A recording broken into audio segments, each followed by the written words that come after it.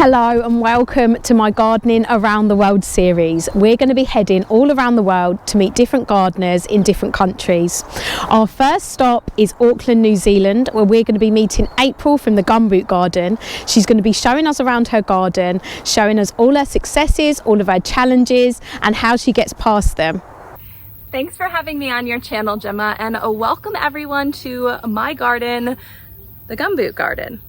So I have been gardening for around 4 years now, and it all started with some containers that were on the deck, and then during the dreaded COVID, that's when my partner Allie cleared out this whole section here, which was bush, and built me 2 raised garden beds. Now, the 2 raised garden beds have expanded to 5, along with 5 additional in-ground growing spaces, small ones, and various containers, and even a small vineyard section. And in these beds, I am trying different methods of growing vertically. I'm letting things spill out onto the pathways from the garden beds, and I'm experimenting with different pruning methods, spacing, and anything else that I might find that could be helpful and grow well in my garden and my climate. I put a lot of time and care into my garden. So at the beginning of last year's summer season, I thought it would be a nice idea to start my own YouTube channel, the Gumboot Garden, as a way to share different ideas of things that I've learned through my research and experimenting in my garden, but also a way that others can add any additional tips or pointers that they might have into the comments of my videos. And that way we're able to have a positive forum where we can share ideas and learn and grow together and create a community. So on my channel, for each of the summer months, as well as some of the winter months, I post a garden tour video so you can see exactly what types of things that I'm growing, which tend to consist of what we eat a lot of. So like all of these tomatoes here, we eat heaps of tomatoes, but also I like to include some of those fun crops, like these peanuts that I'm trying out, my okas or New Zealand yams, and pepinos. Now, I've never had these before, but apparently they're supposed to turn a dark purple and taste like a melon. This is the first year that we're getting them to fruit though, so I'll keep you posted on how they taste. Between my garden tour videos, I like to post different videos on how to grow vegetables. Excuse me while I duck below my passion fruit. But also different tricks that I use in the garden, as well as ways that I'm cooking or preserving with my fresh harvest. So you might see things like beet pancakes or spinach cake. I'm originally from the northern part of the United States, so I find that gardening in Auckland, New Zealand has a lot of positives. The first being we can garden all year round, which is fantastic.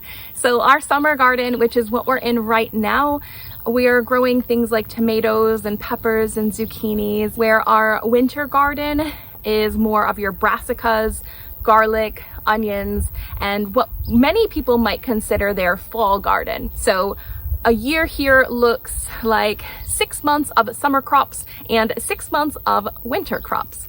So it's really quite nice. Our winters here are mild, so we see no snow, and there's rarely a frost. So we can grow more tropical type plants like passion fruit, avocados, kiwi, citrus, tamarillos. The list kind of goes on a bit, and I don't have all of these, but it's really cool to think that if I wanted to add more later on, I could add all of those things into my garden. We also don't have too many animals trying to intrude on our garden here. I have a fence, but that's primarily to keep the dog out of the garden and in the yard, but we don't need to build tall fences to keep larger animals like deer from hopping over. We don't have to bury our fences below ground or put any barriers at the bottom of our raised garden beds, because there's nothing really trying to tunnel into our space, and there are no snakes in New Zealand either. So as you're gardening, you're not going to be surprised by anything slithering through and surprising you. Nothing poisonous that's going to bother us either, not like in our neighboring country of Australia. We do have quite a few birds here though. There's a lot of bird species, so they will come in and try and get my strawberries, my blueberries, and tomatoes. But I can't complain too much about them because they definitely keep the snail population down and eat a lot of the pests that might be trying to eat my crops. We also have heaps and heaps of bees. We have a surplus of bees.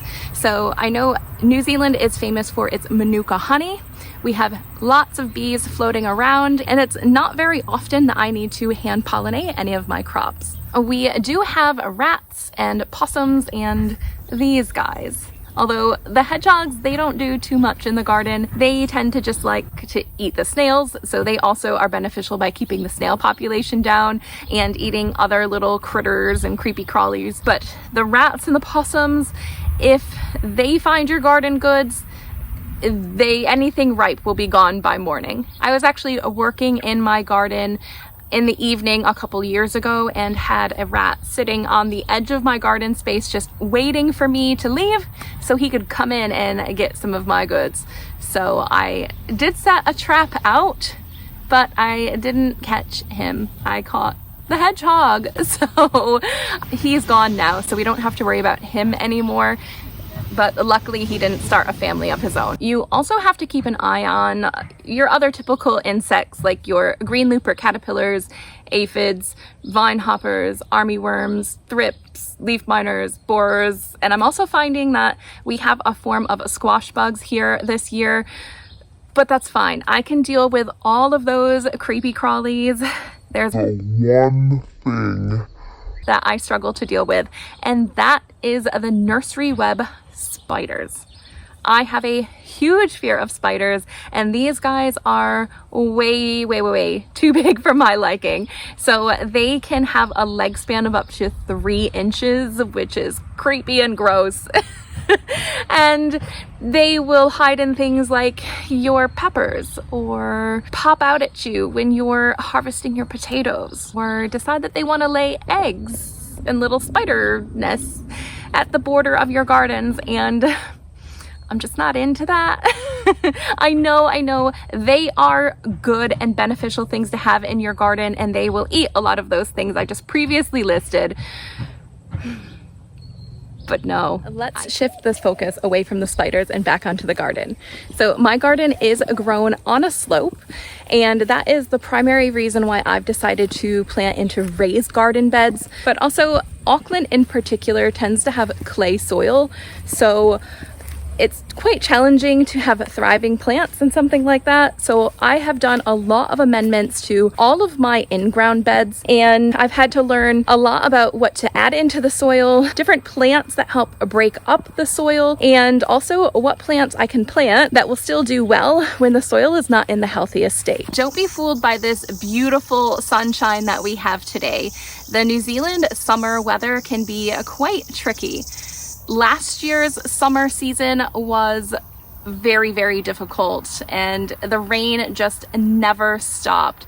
So a lot of my crops died early and there wasn't much of a harvest, where this year has been much better, but we're still getting a generous amount of rainfall where I rarely have to water my garden, and the humidity is quite high. So that opens up the garden to diseases like early blight and powdery mildew, which my zucchinis and cucumbers in particular are quite susceptible to. So this year I have been really organized and good at getting my seeds started and everything planted in an organized manner. Next year I need to add on to that by improving my succession crops, where I can do a succession of cucumbers and zucchinis to make sure that the plants just have a harvest going throughout the whole summer.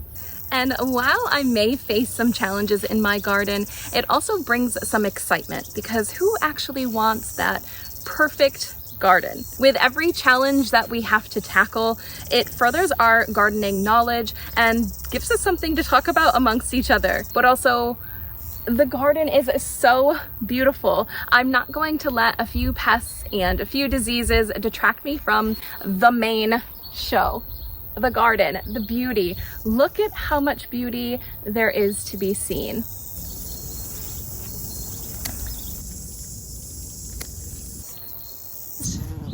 So this is my garden, and I hope to see you here again.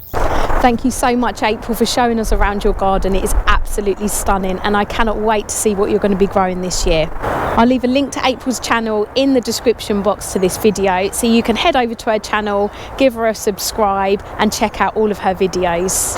We are going to be heading to lots of different countries in this series, so please look out for the next instalment. Thank you so much for watching today, and I will see you again soon.